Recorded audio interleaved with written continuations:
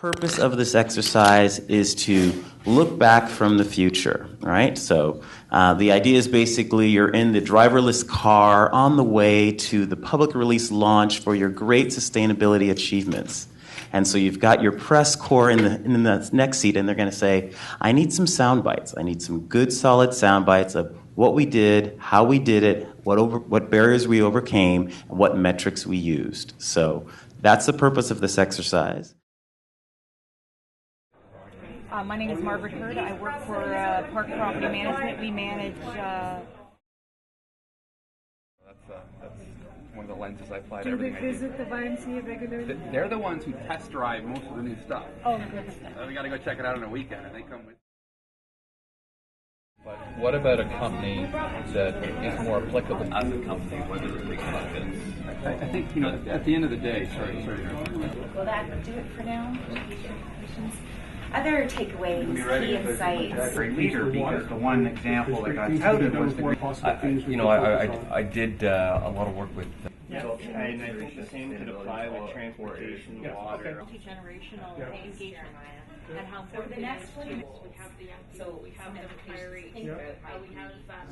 We need to start by acknowledging the enormous leadership that we got right from the top. And I think that piece was probably one of the most important aspects that this business had the vision 7 years ago to identify. We needed to have the structure and we needed to invest in it. And for me, I think one of the most important aspects is that we engage the rest of the industry. Being a leader is one thing. We had the market competitiveness at the front end of this, but you want to have a level playing field, and we therefore need to engage the rest of the industry here in Canada. And what can we do ultimately to engage the rest of the industry globally? So what we decided to do, we needed to be lean, green, and local. What we were going to do is to set these factories up local and have local management teams so that we would lean out the management and make decision-making quite quick. So we created leasing models, and we set those leasing models up with communities, companies, and school boards, etc., to lease these models of these bikes and put them on their campuses for local use. And because we had a buy local theme, we were engaging community participation. We got local communities excited, and that allowed us to keep our profit margins up a little bit higher because we had the consumer on our side. We wanted to have the healthiest, best engaged employees driven by sustainability. So the first thing we did is we gave them space that was healthy so they could work and work productively. We brought in natural light, which has proven over and over that people are more productive. My wife is a teacher. She said, why do we bring the kids outside and sit them in the sun? Because they calm down and they learn. We also realized that we had to measure in order to manage. So we're using the information technology that's in our kids' Game Boys to run our business, make our business better, and measure our business. And therefore we manage it better. We invested a lot in R&D and technology. Our cars actually clean the air as they operate. So through some very complex filtration systems, we now clean the air.